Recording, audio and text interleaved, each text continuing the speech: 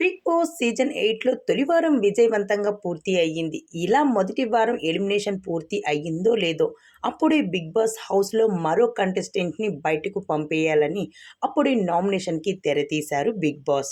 ఈ week nomination open నామినేషన్గా design చేయడం అయితే జరిగింది.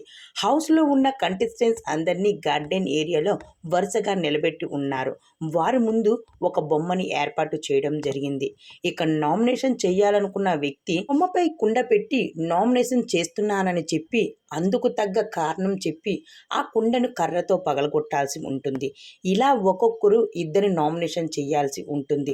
మరి ఈ నామినేషన్లో రచ్చ ఎలా ఉంటుంది, మరి ఈ నామినేషన్లో ఎవరు నామినేషన్లోకి వస్తారు, కానీ బిగ్ బాస్ హౌస్ నుంచి సెకండ్ వారం బయటకు వెళ్ళేది ఎవరు, మనం ఉన్న కొద్దీ మరింత ఆసక్తికరంగా మారిపోతుంది. అయితే మరిన్ని బిగ్ బాస్ ఎలాంటి టాస్క్లు ఇస్తారో, అలానే నామినేషన్ ప్రాసెస్ ఇంకెలాంటివి ఇస్తారో మనం మరి ఆసక్తికరంగా చూడాల్సిందే.